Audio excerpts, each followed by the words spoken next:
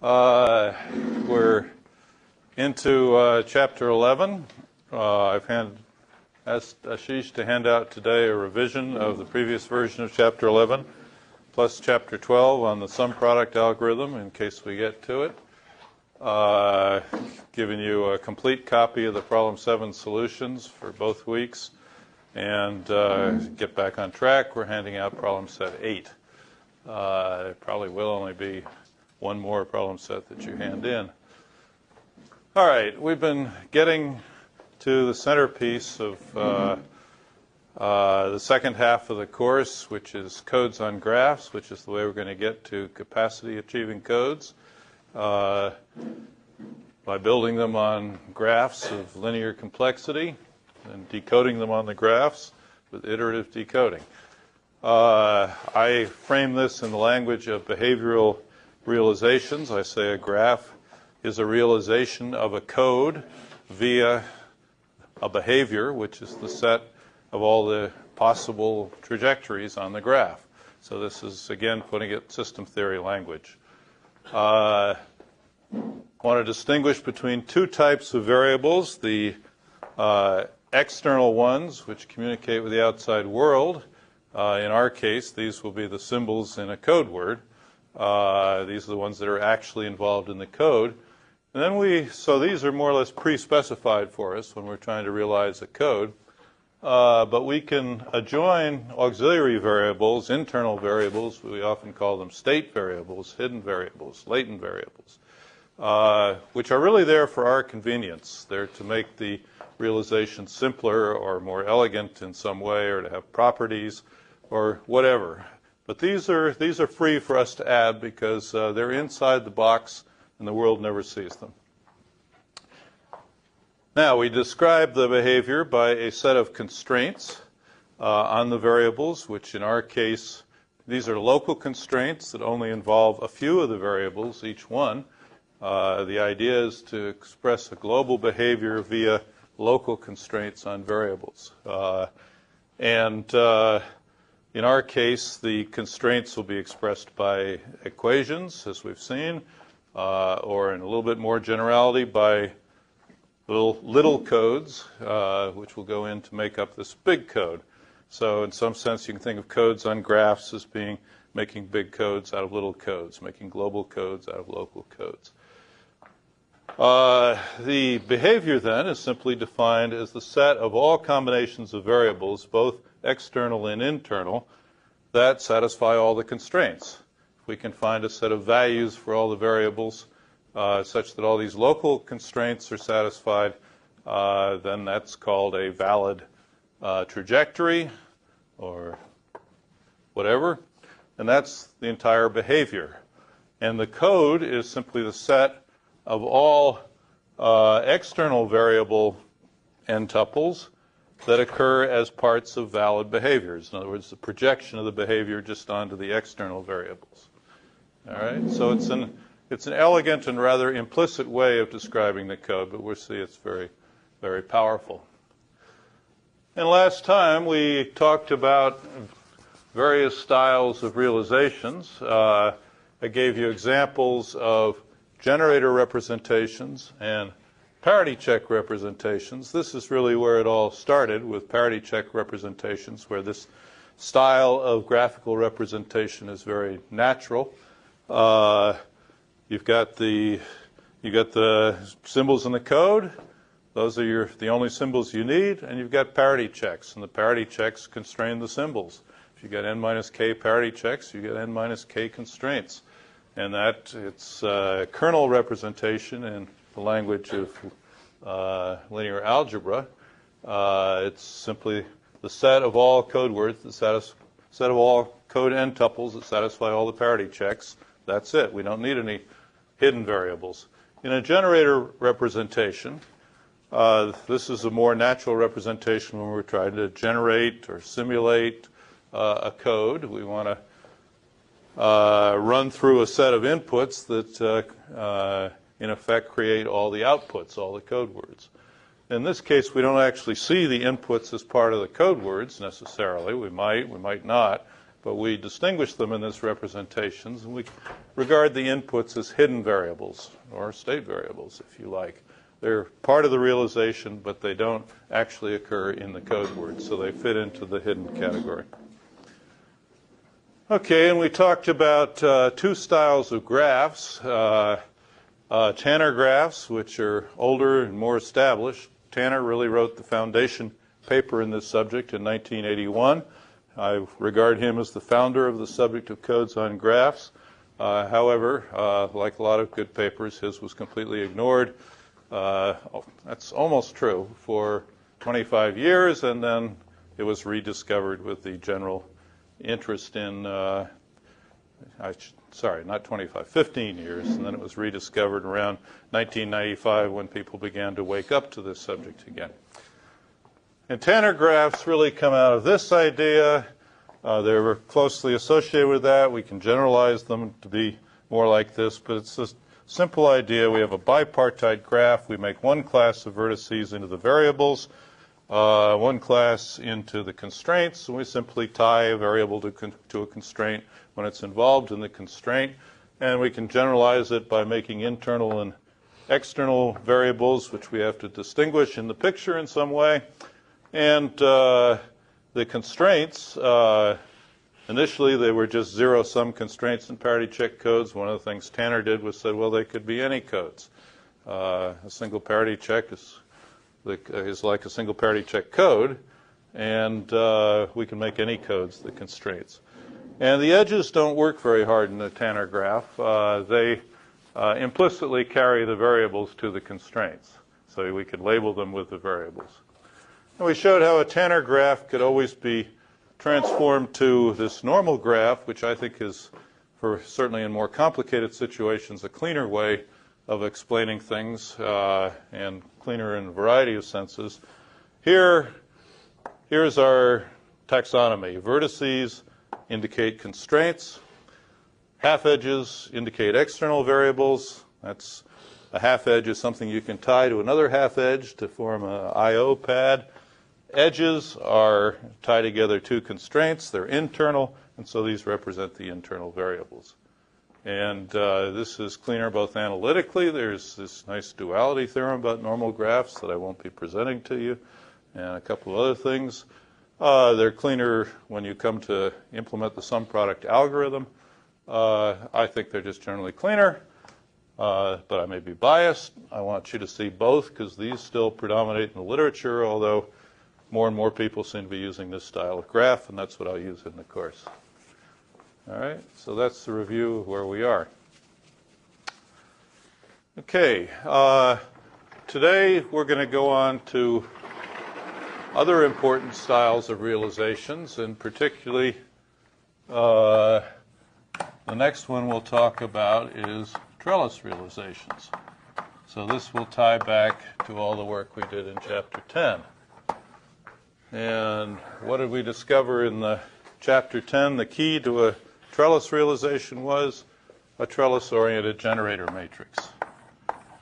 And again, I will put up our favorite matrix on the board. The generator of the 844 Reed-Muller code. And in the form we've come to know and love, it looks like this.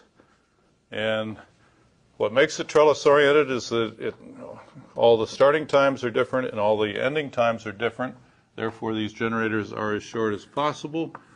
The main feature of this generator that we want to look at is the spans, the active parts of the generators, which we've made as short as possible. And let me explicitly write out what they are. The first generator is active from symbol time 0 to symbol time 3. This one is active from 1 to 6. This one is active from 2 to 5. And this one is active from 4 to 7. Okay, so those are the active spans, and we know from that we can find the dimensions of minimal state spaces and of minimal branch spaces. Okay, we just count the number of active generators at either the state times, which are between the symbols or the symbol times themselves for the branches. Okay, again, quick review. Especially because we have a few guests here who we haven't seen previously in the course. So that's where we've been. All right. Once you have any generator matrix, or in particular a trellis-oriented generator matrix, the code is simply described as the set of all linear combinations of the matrix elements. Okay, and in particular the code symbol at every time is the linear combination of the matrix elements in a particular column. All right, so let's use that to get a trellis realization. I've done this in various ways. I'm still not satisfied. The way that I do it in the notes is quite notation heavy and mathematical. I hope this picture of what we're going to do is going to give you a totally transparent idea of what's going on.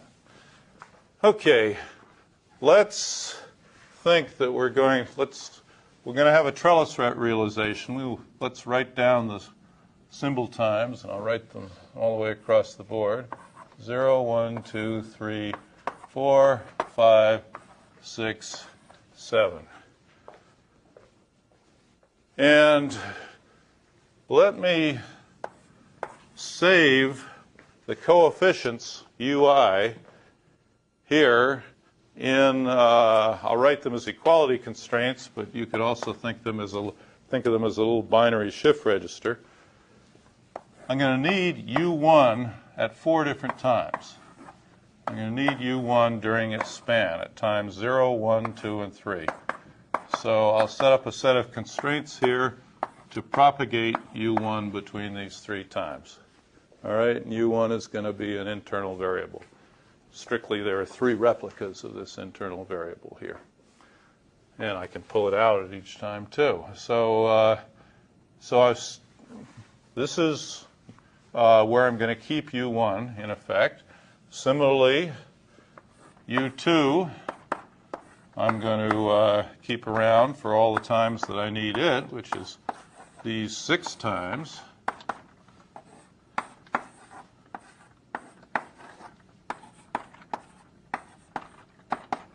Okay, so those are all the, is that 6? That's only 5. These are all the times that u2 is actually involved in the output symbol. So I'm going to have it when I need it. u3 I need for 4 times.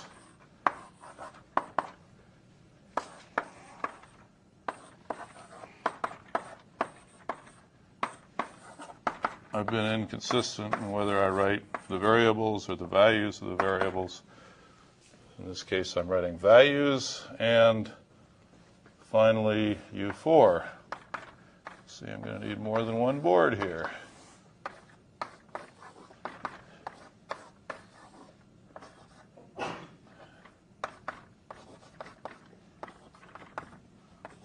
So now I've got everything I need at the time that I need it. Now, this is going to be tricky. I'm simply going to have a linear combination, call it G0, G1, and so forth, which is going to create my output at time 1, time 0, or time 1, or time 2, and so forth. And you will agree from this generator matrix that the output at time 1 is some linear combination of u1. And the output at time 2 is some linear combination of these 2 guys. Okay, and the output at time 3 is some linear combination of these 3 guys. So forth. You see what I'm doing? So I could describe these as simply a linear constraint. What are the possible combinations of inputs and outputs in this constraint? And similarly,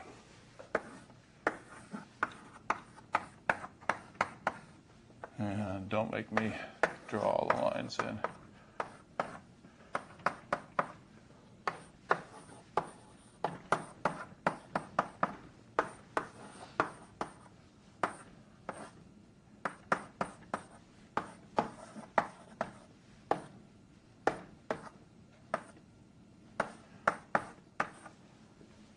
Okay, so I claim this is a realization directly from this trellis-oriented generator matrix. Yes? The second line in the generator G has a 0 inside. Right. So do you force the component to be 0 in the linear combination, or you mean? I can do it that way.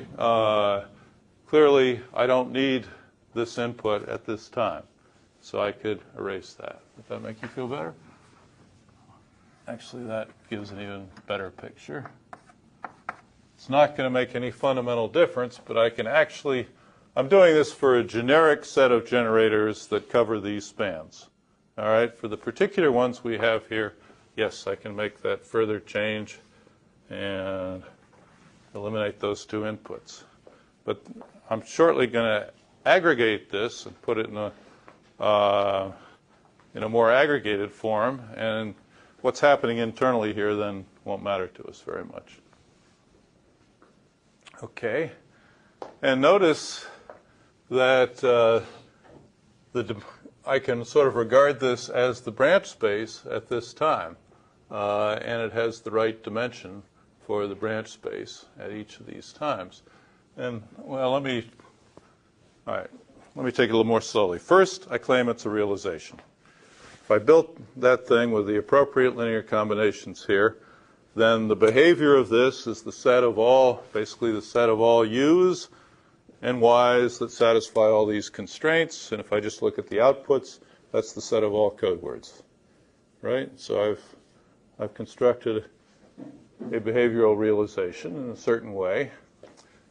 Okay, and now I'm going to start to aggregate. Aggregate just means drawing lines around subgraphs.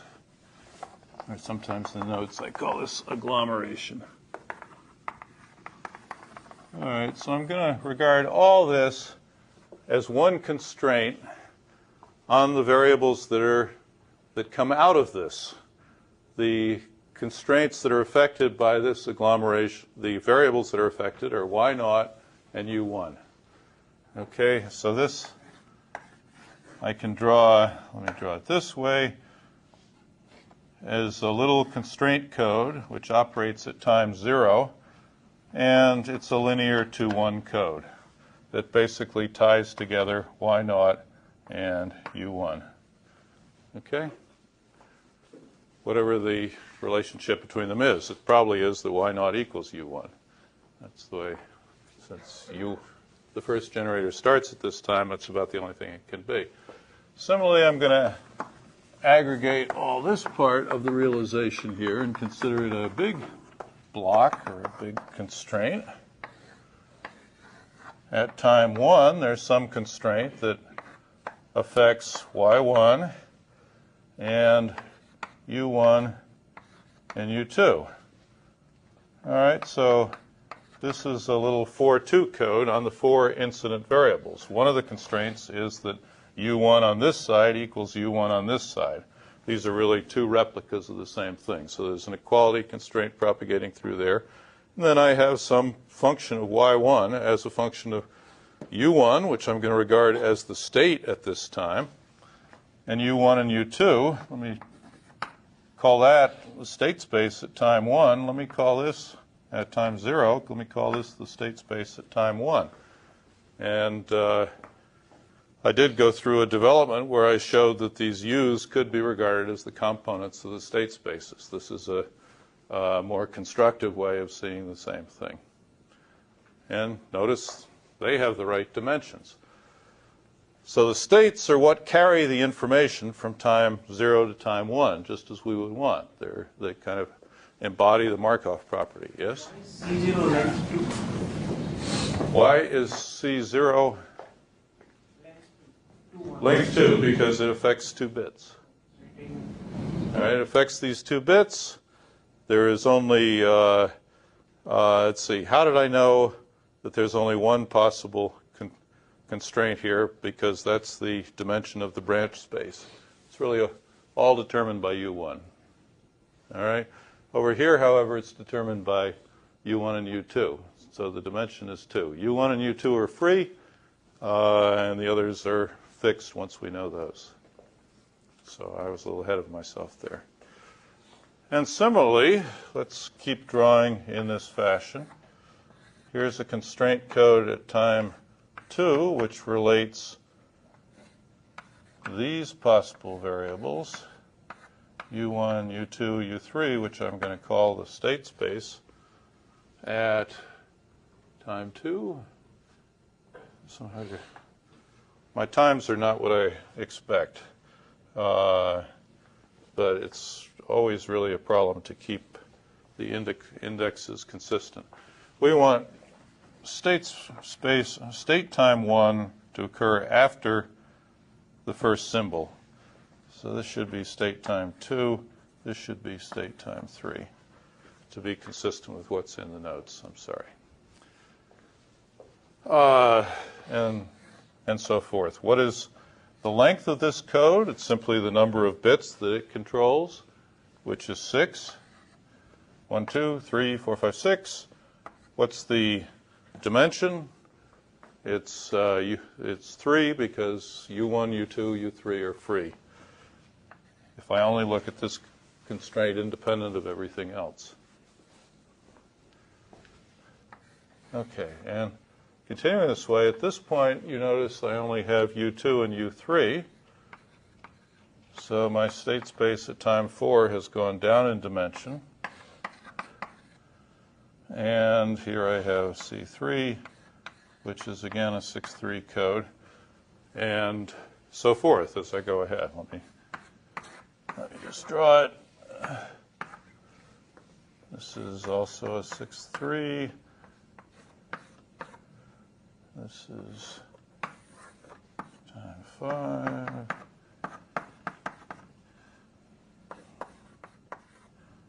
I have a state space at time 6.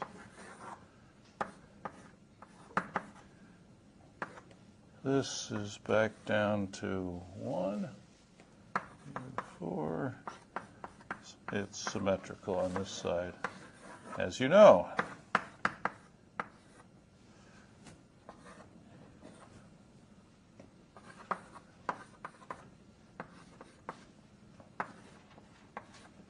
Okay. So that's my trellis realization, and I claim this too is a realization in the sense that any combination of U's and Y's that satisfy all of these constraints is a legitimate trajectory, and the set of all Y's that are part of those legitimate trajectories form the code. In fact, it's pretty explicit here that the dimension of the code is 4, corresponding to U1, U2, U3. So I have 8 outputs. I have 16 possible behaviors. I pick off the combinations of U's and Y's that could make that, which is basically determined by this matrix. And I just pick off the Y's, and that's my 8-4 code. Okay, so that's what the trellis looks like. The constraint code really embodies the branches. This is everything that can happen. This encapsulates everything that can happen at time 0. This encapsulates everything that can happen at time 1. It controls the U's are really my state spaces. This constrains state, output, next state in nice linear system theory style. This tells me what combinations of state, output, next state I can have at time 2, and so forth across the board. So the constraints are local constraints, local in time in this sense, that constrain what can happen as you get to the next state. Once you get to the next state, the state has the Markov property. This is all that the memory you need of the past in order to determine the future, or the whole set of future possibilities. Each of these is a linear vector space over the ground field. In fact, it's just the space of 1 tuples, 2 tuples, 3 tuples, 2 tuples, and so forth. And it has certain dimension, in this case equal to its size. And if you calculate the dimensions of, call this the state space, call this the branch constraint code, if you like, the branch space, it's isomorphic. The dimensions are minimal here by construction from the trellis-oriented generator matrix. If we want to know the minimal size of the state space at time 4 here in the center, we just calculate the number of generators that are active at time 4, and that's precisely what we're going to get over there too by our construction. We want to compute the dimension of the branch space at time 3. It's the number of active generators at symbol time 3. There are 3 active ones, and we've just forced this to have that structure. So this is a minimal, this is a normal graph of a trellis realization, of a minimal trellis realization of the 8.4 code. Okay? So we can clearly do that for any code, right? For any code, we can find a trellis-oriented generator matrix. We can go through these steps, and we'll always come up with something that looks like this down here. Okay, now, what are the properties of this graph? Does it have cycles?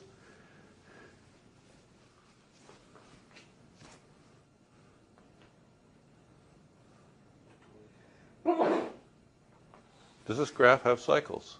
Anybody? No? There's one answer I get. What's the other possible answer? Anyone want to? How many people say no and how many people say yes? I want to see a show of hands. How many people think this graph is cycle-free? Okay, and how many people think that it has cycles? Okay, the majority is wrong. This graph clearly has cycles. Here are 2 edges here, and here's the cycle. Okay, so as a graph, it has cycles because it has multiple edges going between these constraints. All right, so a good thing to do is to make this a cycle-free graph, and that's just a matter of regarding this as, instead of 2 binary variables, we regard it as 1 quaternary variable. All right, so we're going to regard this as a single quaternary variable of dimension 1. This is a single binary variable, dimension 1. This is a quaternary state space. There are 4 possible states here. So the dimension of the state space at this time is 2. So when I draw abbreviations like this, you can think of them as being decomposable into binary variables, if you like. But the advantage of drawing them as larger variables, higher valued variables, is that now, does this graph have a cycle? No, this graph is cycle-free. I've just gotten rid of all the possible cycles. How can you tell if a graph is cycle-free? Various ways. I think the most elegant one is to say if every edge is by itself a cut set, then the graph is cycle-free. If I remove any edge, then I decompose the graph into 2 parts. And that's clearly true of this graph. We don't really have to test the half edges. So, in fact, this is kind of the defining concept of a state space. A state space is kind of a cut between the past and the future. When we asked about the minimal state space, we asked, what's the minimal dimension of the information, the state, that we need to pass from the past to the future? And so states correspond to cuts. If we make each state space, if we consider it to be a single variable, then we get just a chain graph on a sequential time axis, as is conventional in system theory.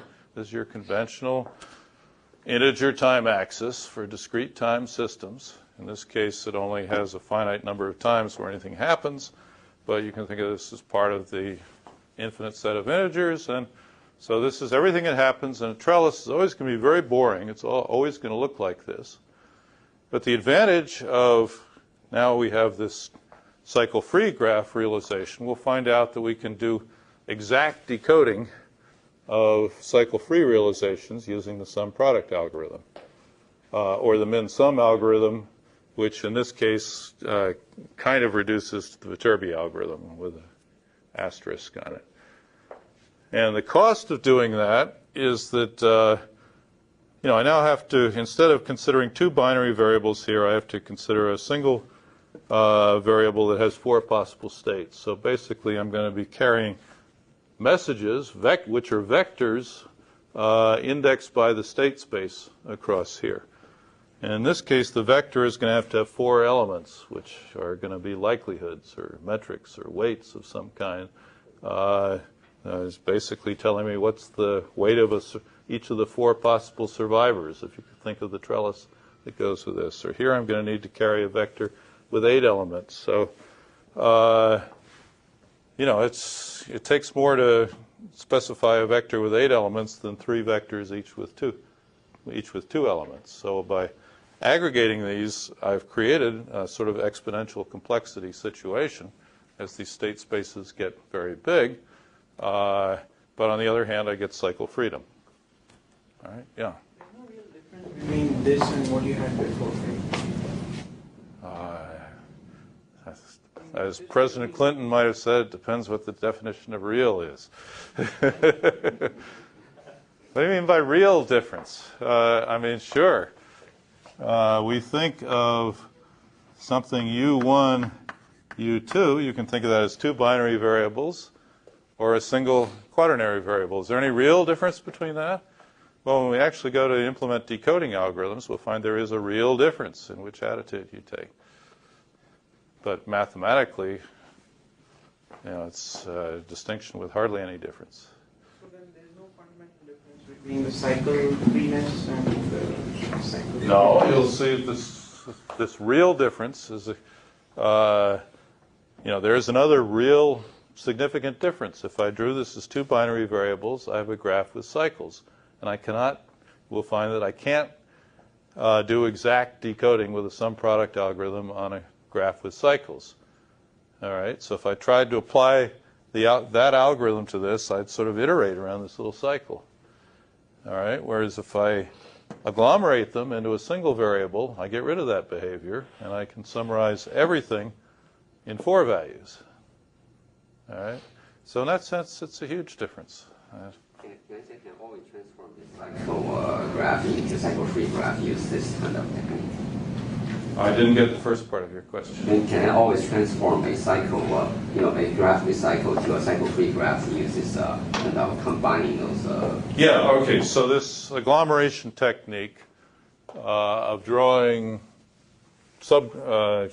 lines around subgraphs and then considering everything inside there to be a constraint, and all the variables coming out, well, it depends on their topology, but I can group the variables coming out however I want. Yes, I can always do that.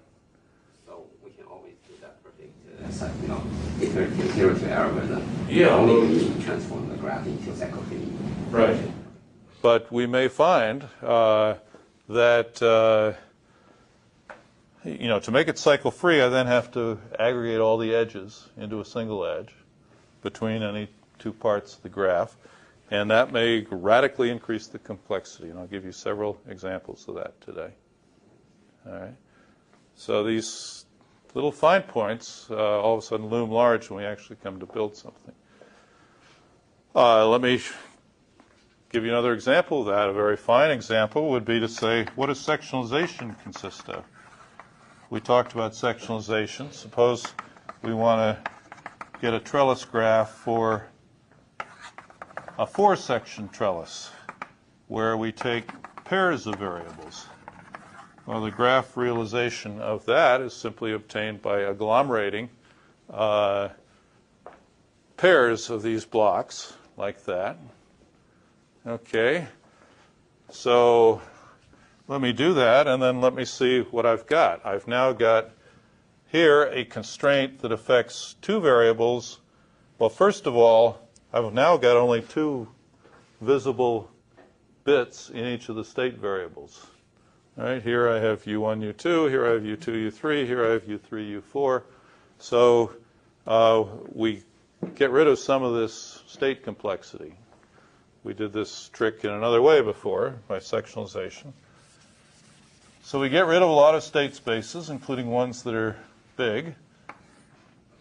Let's see, what do we have here? This is now a code which is got 2 bits coming in, 2 bits coming out. It's a 4-2 code. It's basically controlled by U1 and U2. Probably Y0 and Y1 are some simple linear function of U1 and U2. So this is a 4-2 constraint code. Controls these 2 bits and these 2 state bits. These 2 symbol bits and these 2 state bits. What is this over here now? We've got 2, 2, 2, so this is going to be a code of length 6. And what dimension? This is, remember, U2, U3. So this whole behavior here is affected by U1, U2, and U3. It has dimension 3. Or there's a shortcut I can do here. Because this is a self-dual code, all of these little codes are going to be self-dual. Well, they're not going to be self-dual, but they're going to be rate 1/2. You're going to have half as many bits here as they do here. But that's another duality theorem that we won't prove. Okay, and symmetrically we get another code here, which is a 6-3 code, and another one here. So we can do this. The reason I call this styles of realization is there's obviously a lot of freedom in how we want to depict the code. And depending on how we depict it, when we get to decoding algorithms, it may affect the complexity of the algorithms. So we want to find a nice way of depicting it. I understand why for C1 this, the freedom is 3, because you only have 2 output, the U2 and U3, and you have 2 input, U1, U2. Take out U2 is only 3. Here are 2 bits here, 2 bits here, 2 bits here. So it's like 6, but that's 6. That's like 6. All right. What means that the freedom, How many possibilities are there for these 6 bits? I've got to consider all possible combinations of U1, U2, and U3 to drive what's happening in these 2 times. If I go back here and look at those 2 times, I see that there are 3 generators that I've got to consider. These 3. All right, so for all 8 possible linear combinations of those 3 generators, I'll get different combinations of these 6 bits here. Okay? Okay, so, and I can go further. Actually, at the end of the day, I concluded here, we said the idea of sectionalization was to sectionalize as far as possible without increasing the branch complexity, which we've now translated into this constraint code complexity. And so it's even better to just keep aggregating. Consider the first half, and this is 1, 2, 3, 4, 2 bits there. It's still only a 6-3 code. And the second half is still only a 6-3 code. When we get to the sum product algorithm, that means we have to compute 8 things when we get to this node. All right? Maybe it's a slightly more complicated thing, but as long as we keep the dimension down to 3, we're only going to have to compute 8 things. So we haven't really increased the decoding complexity at all by doing this.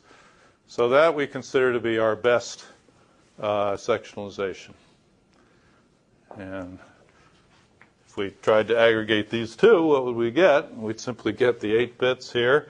We get a constraint that says, it's an 8-4 constraint that says these 8 bits have got to be in the code. So we don't want to go that far, because that would increase the complexity to 16. All right, so that's our That's our minimal trellis. We call it a two-section trellis, where the symbol bits have been grouped into 4 tuples. All right, and for decoding, that's the simplest one. Okay. So you see what kind of games we can play here? Yeah. To do this process, you started at the middle, right? Well, if you remember in more detail how we concluded this was the optimal sectionalization, we looked at time 3 in particular. We said there are 3 generators that are active at time 3. So I want to expand that as far as I can without bringing any more generators into the picture. So I can't expand it over here because I'll hit U4, but I can expand it as far as I want over here. And that's the way we sectionalize. You always start at the same. Well, there's some art in this. All right. Here it's kind of obvious where to do it. I give 2 heuristic algorithms in the notes on sectionalization, which will come up with basically the same thing. But for simple codes, you can just eyeball it. Okay, so let's see. That's another general and very useful style of realization. It's a trellis realization or a sectionalized trellis realization. Is there anything else I wanted to say about that? We can do it so that we get minimal branch and state spaces or constraint complexities. It's cycle free if we aggregate the states into a single state space. Sectionalization, we've talked about that. Okay, so let me leave that up because we're, of course, not done with that.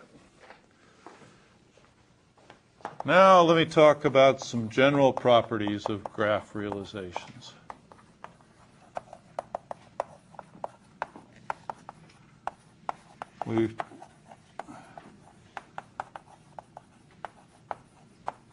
And the most important thing I'm going to talk about here is the cut set bound. I want to get across the idea that a graph really captures dependency relationships. All right, if variables are incident on the same node, they're obviously all dependent. Or if you think of larger sets of variables aggregated in this way, then they're somehow dependent. Variables that are very far away in the graph are less dependent on each other than ones that are close to each other in the graph. This is all kind of vague and woolly statements. Let's see if we can make them more concrete. First of all, there's a very simple but important observation that, put it this way, disconnected if and only if independent. What does this mean? If I have a disconnected graph, let's suppose I have one graph over here with certain external variables. Let me aggregate them all into y1 and some constraint 1 over here, and a completely separate graph, some different code over here, c2, constraining some separate set of variables, y2. Okay, that's a disconnected graph realization. It has to look like that, right? Subject to aggregating the 2 disconnected halves. All right, what can I say? What code does this graph realize? This graph realizes, the code that it realizes is simply the Cartesian product of C1 and C2. In other words, what does this mean? It's the set of all pairs C1, C2, or I should say Y1, Y2, Y1, Y2, such that Y1 is in code 1 and Y2 is in code 2. That is the set of all Y1, Y2 that satisfy all these constraints, right? So it's a behavioral realization of a Cartesian product code. Now this is really a notion of independence, right? This independently realizes a code word from C1 in this part and a code word from C2 in this part. What would the generator matrix look like? The generator matrix from this would look like a generator for C1, zeros, zeros, and a generator for C2. So there's a generator matrix notion of independence. In other words, these are just two independent codes that for some reason we choose to regard as one code. And the same thing is true that if we have a Cartesian product code, simply a code made up of two independent components, then we can always realize it in this way, right? We just realize C1, realize C2. So that's elementary, but it begins to get across the idea that graph properties have to do with dependence properties. And here's the most radical and simple form of that. If we have a disconnected graph, then it really realizes two independent codes. Okay?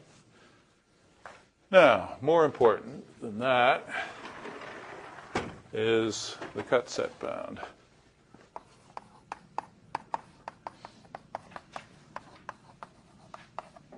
What is a cut set? It's a set of edges. It's actually in graph theory, it's defined in various ways. It could be vertices, could be edges. Here we're going to say it's a set of edges whose removal disconnects the graph.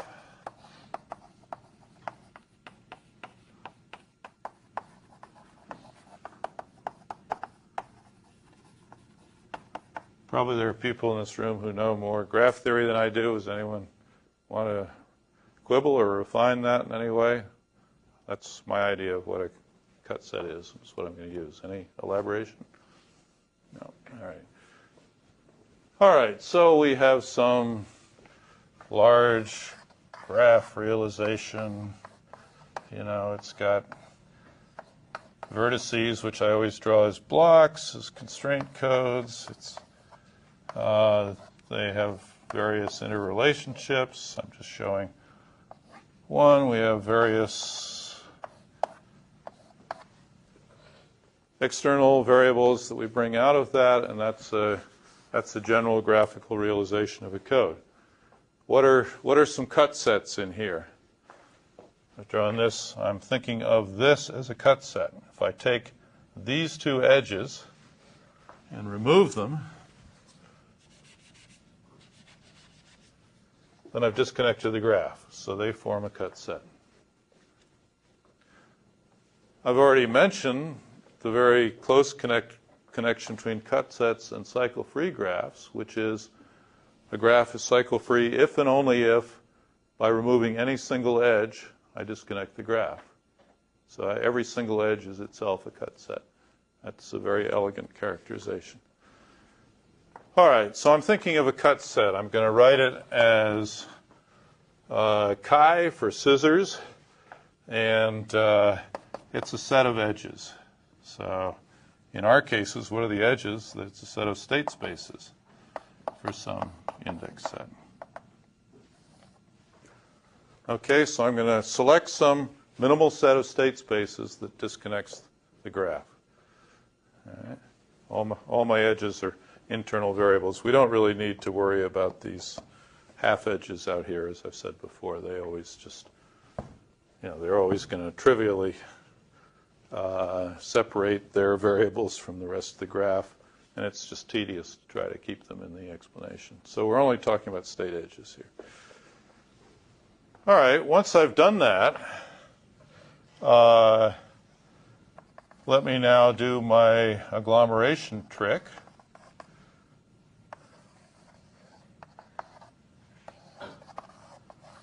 Sorry, I'm trying to draw a line around a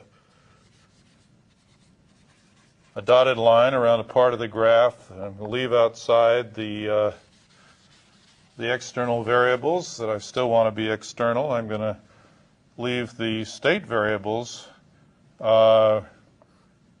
I'm going to remember were once connected, and let me reconnect them now. All right, so I'm taking my original graph, and I'm dividing it according to this cut set into two parts. And I'm arbitrarily going to call this the past P arbitrarily but suggestively and the future F, and it doesn't matter which one I call P and which one F. All right. I'm going to redraw this. So this is just a redrawing of that in a nicer form.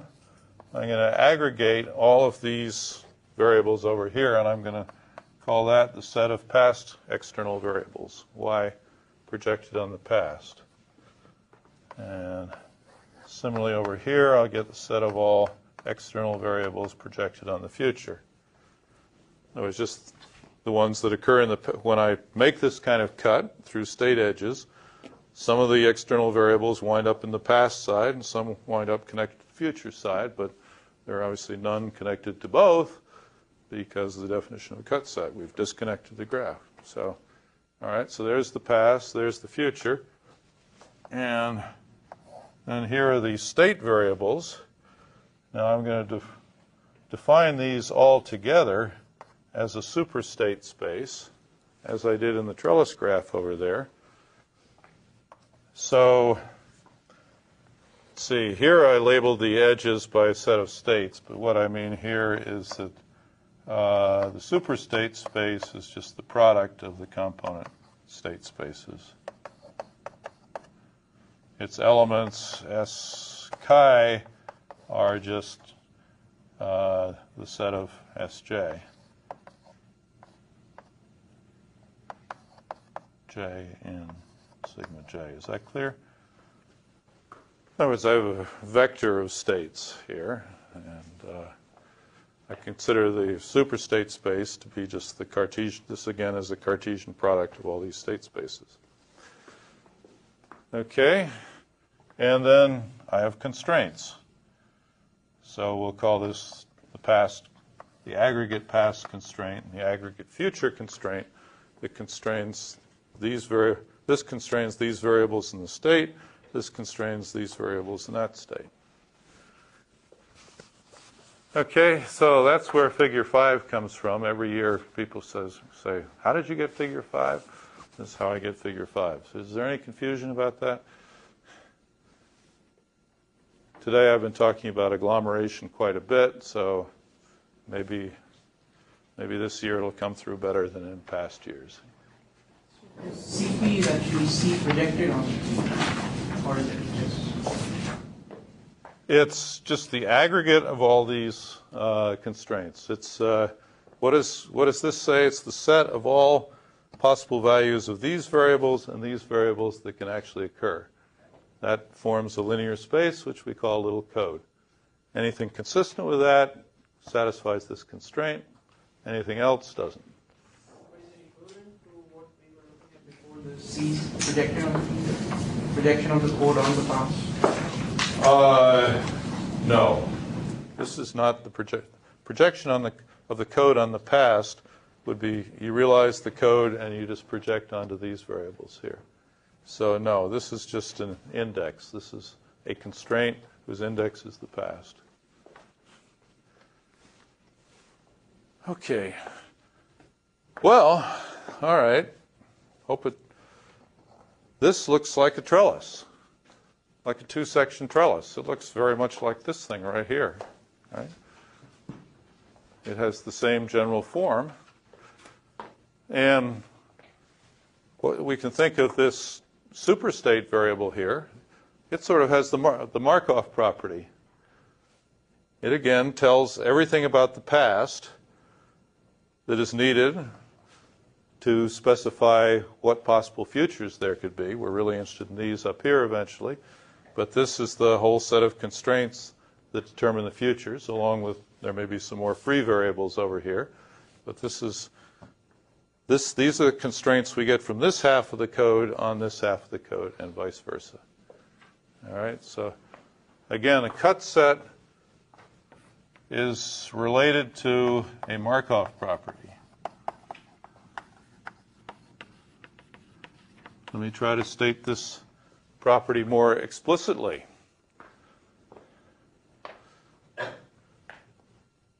The code, by the behavioral realization, is simply the set of all combinations of,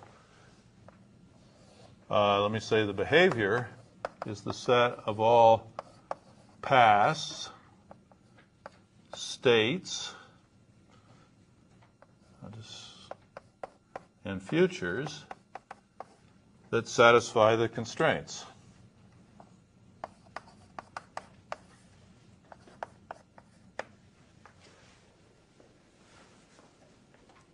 Okay, so this gives me a certain set of paths that are consistent with each possible value of the state variable. Let's call that y projected on the past that's consistent with a particular value of the state variable, or the superstate, the vector of states here. And these are the ones in the future that are consistent with that state variable. Let me define that. So the set of all possible past and future y's is simply this Cartesian product. Let me say that in a more graph theoretic way. If I specify the state here as some particular value, Sx, and I fix that, I've really disconnected the graph. All right? I can then, for a fixed Sx, I can just put that over here, put that over here. And this realizes, now this is a disconnected graph that realizes the Cartesian product of whatever, of yp of Sx. This just comes through and affects that with yf of Sx. All right, so for any particular value of the state, I have a certain Cartesian product of pasts and futures that can occur. Any past that's connected with that state can be connected to any future that's connected with this state. All the possible future continuations of any particular past in this equivalence class are the same. This should sound very much like the kinds of things we were talking about when we did the state space theorem. All right. And we get a sort of state space theorem out of this.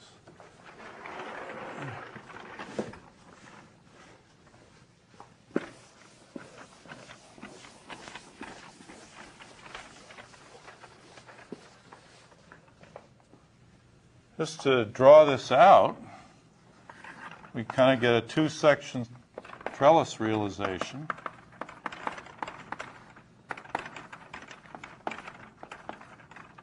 Where we have the various states in the state space here, S0, S1, so forth. We have the paths that are connected with S0, S1, so forth.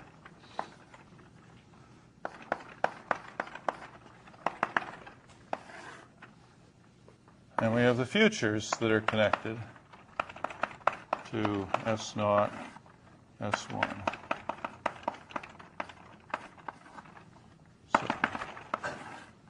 All right. So we could get from this picture of a two-section trellis. We have a set of parallel, this really represents a set of parallel transitions here. These are all the possible paths that could go to, are consistent with that state. These are all the futures that are consistent with that state.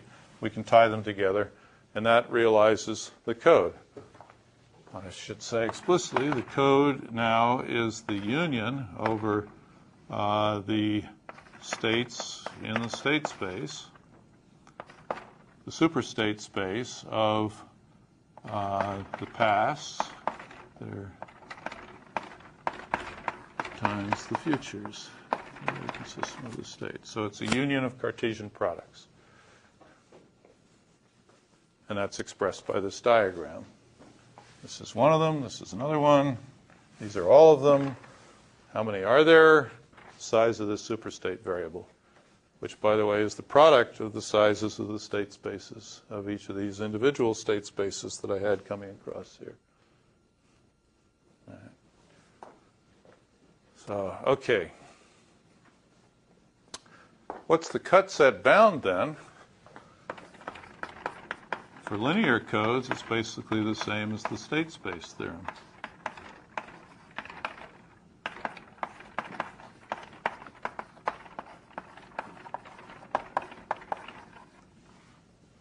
The state space theorem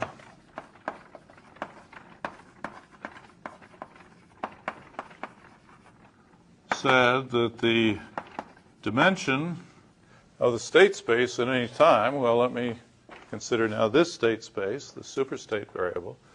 The dimension of this superstate variable has got to be greater than or equal to the dimension of the code that we're realizing minus the dimension of the, this is going to be bad notation now, because all right, this is, now I mean the subcode. So I should have written something else for the constraint here.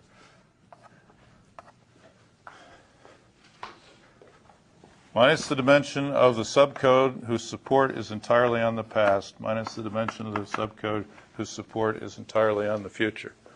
And the state space theorem still applies, okay, for this partition.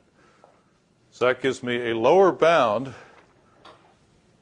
on the dimension, the total dimension of the states in any cut set. All right? So, for example, in the 8.4 code,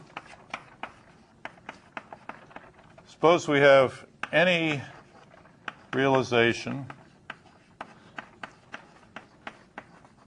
so some graph here, and any cut set such that the size of the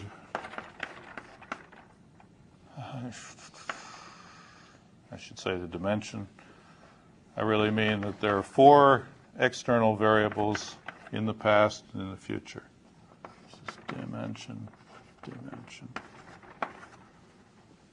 Otherwise, we have 4 variables sticking out here and 4 variables sticking out here. And we have a cut set somehow going through there. All right, so our picture now is going to look something like this. What's the minimum possible dimension of the total dimension of the edges that cross this cut set, the state spaces that are in this cut set? We know this code very well now.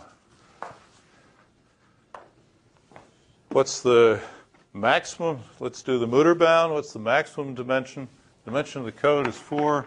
What's the maximum dimension of any code that lives on the past? It's 1, because such a code has to have minimum distance 4. So it can't have dimension greater than the repetition code of length 4. So 4 minus 1, same argument for the future, equals 2.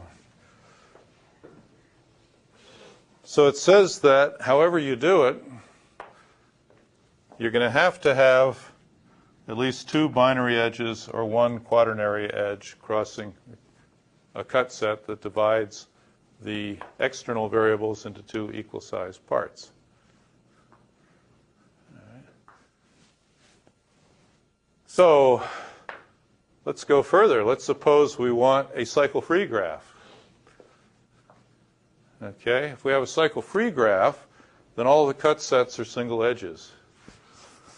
All right, so in a cycle-free graph, when we make a cut, it's through a single edge. And we're saying the state space if there's a way you can make a cut that divides this into 2 equal parts, the state space has to have dimension 2. It has to have size 4 for any cycle-free graph. All right. Similarly, if we have the 24.12.8 code, we've proved that the minimum dimension of any central cut has to be at least 6. No, the center, it has to be at least 8, right?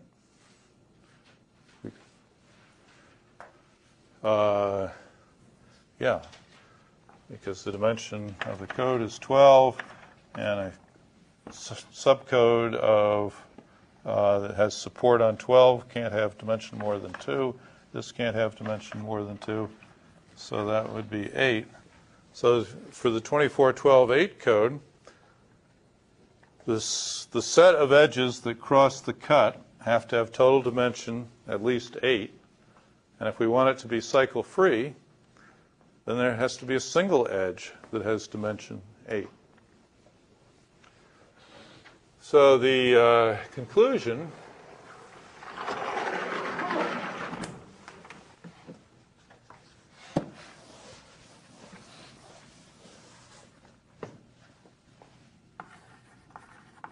general conclusions. Suppose we go from, we first talked about trellis realizations. We can generalize that to any cycle-free realization. And we're going to see that we have strong motivation to keep our realization cycle-free, because then we can do exact maximum likelihood decoding. So we'd like to have cycle-free realizations. But what have we just seen?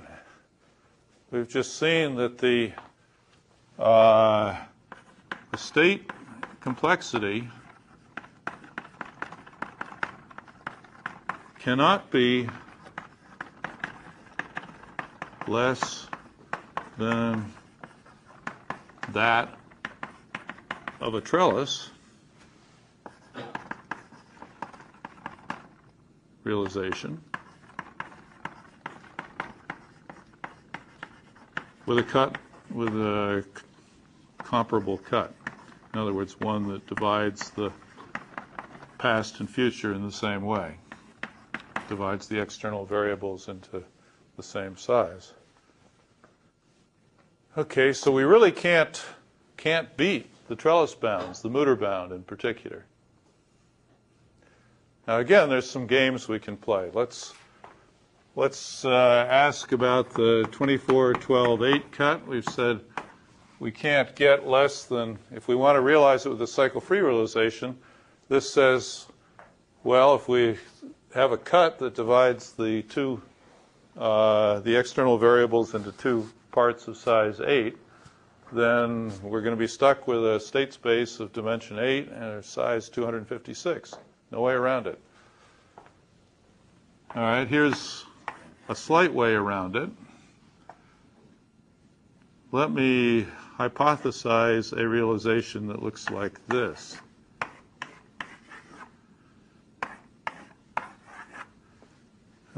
This is a 14.7 code.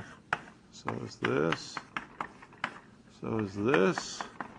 We're going to divide the external variables into 3 parts, each of size 8.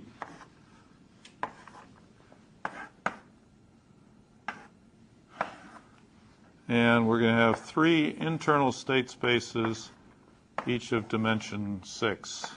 And we're going to constrain those by an 18.9 code. And again, these all have rate 1/2 because this code is dual. Now, is there anything in what I've done that prevents this kind of realization? Let's test the cut sets. Where are the cut sets? Well, A, is this a cycle-free realization? Yes. Okay, good.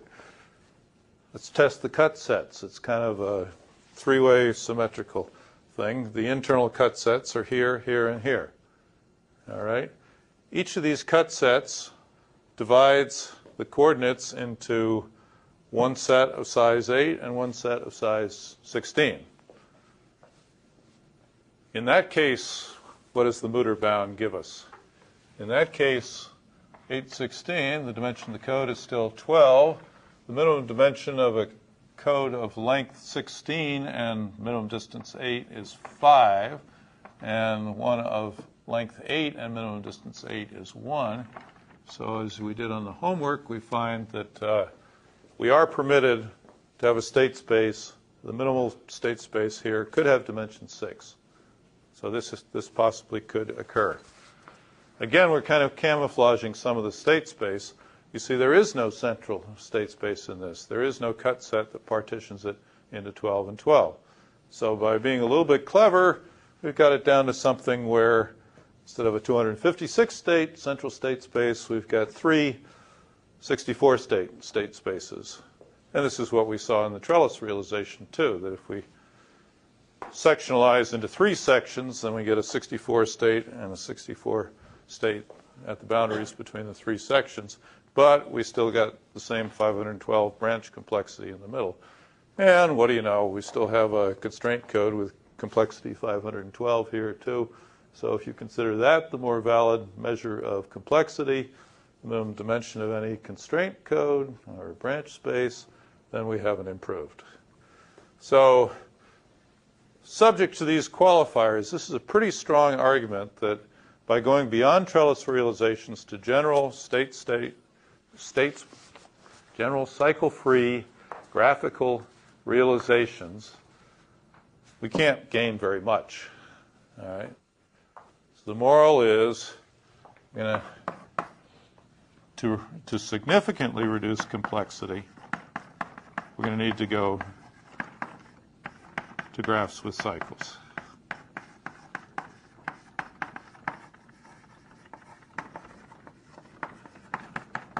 We must go to graphs with cycles.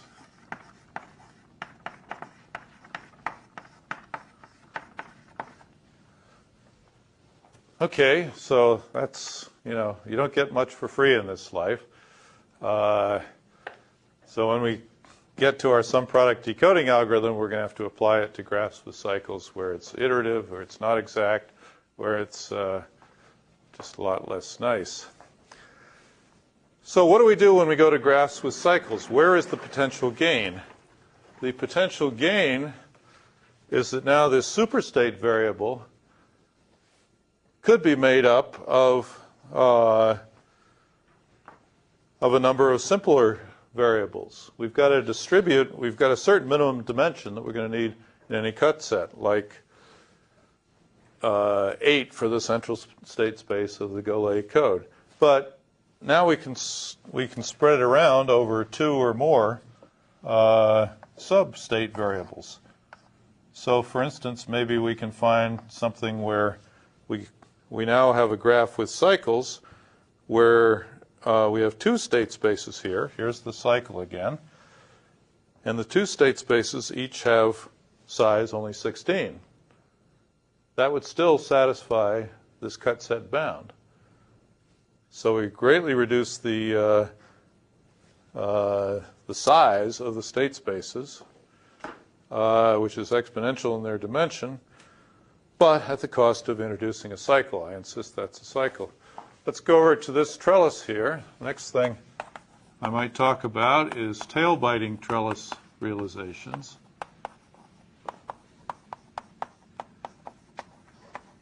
This is very simple. What's the first realization you would think of on a graph with a cycle?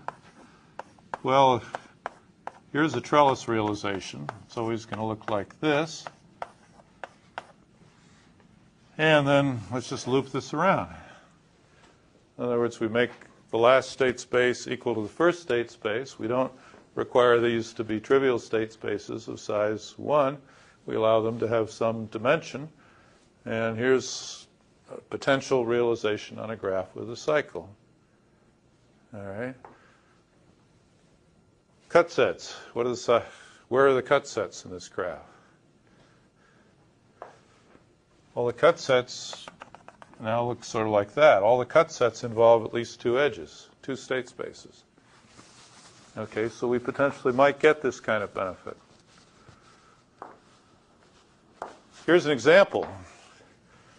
Suppose instead, go back to our very favorite example. Suppose we let U2 go across here. And we bring out U3 out of here, and bring it all the way back to here. Everything's still good? That's obviously another realization. Now I've made it clear that when I draw U2 and U3 separately here, I've really got a cycle. I've made a big cycle. And now, what's the number of states in this 2-section realization of the 8.4 code? This is a two-state tail-biting trellis because each of these is just a little binary variable. Okay. So I get some kind of two-state trellis. If I were actually to draw out the trellis, I would have two states at time 0, two states at time 4, some kind of, what have I got, 6, 3, so I've got 8 branches that go back and forth, a couple of parallel branches. It's going to look like that. Then same thing out to time 8. I don't have a time 8. This is really time 0 again.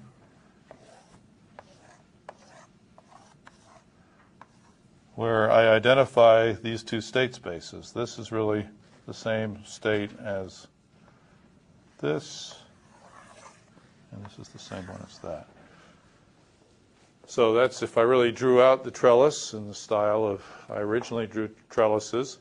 This would be a picture of all the, there's a one-to-one map between all the paths through this trellis that start and end in the same state, because that's what I mean when I identify the beginning and end states. So there are, if I start in this state, there are a four-way branch here, another four-way branch there. There's 16 possible, is that right?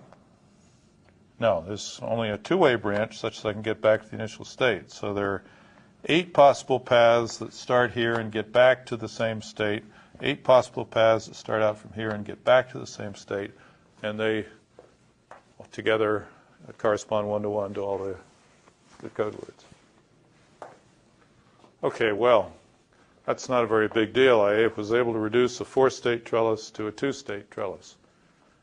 But suppose I do the same thing with the Golay code. Golay code, there's a very beautiful tail-biting trellis realization. It looks like this. It has 12 sections, so maybe I won't draw all the sections. It groups each of the output variables into pairs and comes around like that. And each of these state spaces has dimension 4 or size 16.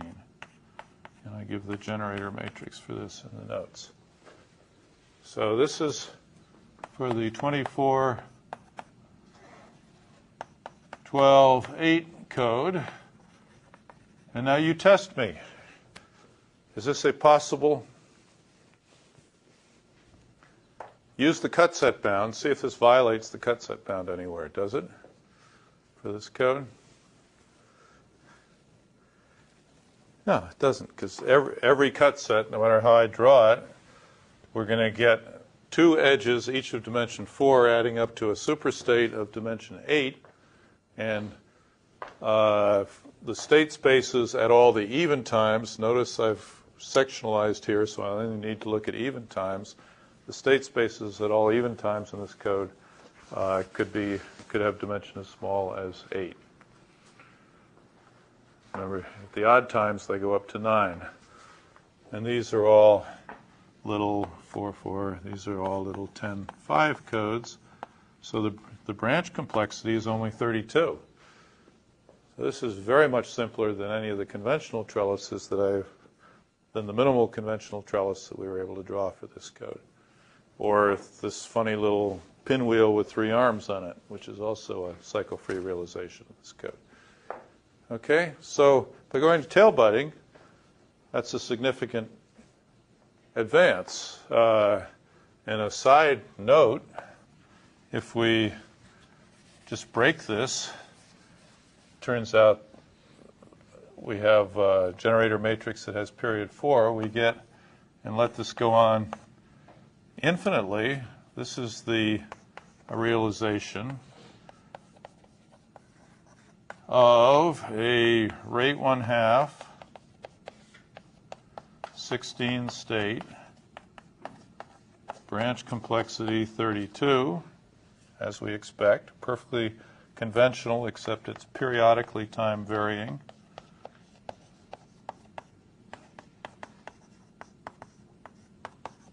linear convolutional code with absolutely phenomenal performance. Like the GoLay code, it has D equals 8. Therefore, it has a coding gain, nominal coding gain of 4, 1/2 times 8, or 6 dB. This is with only a 16-state rate 1/2 code. Look at the ones in the table. This is significantly better than that. And its effective coding gain, I forget, but it's still very good. Excellent for the complexity of this code. So this is called the GoLay convolutional code.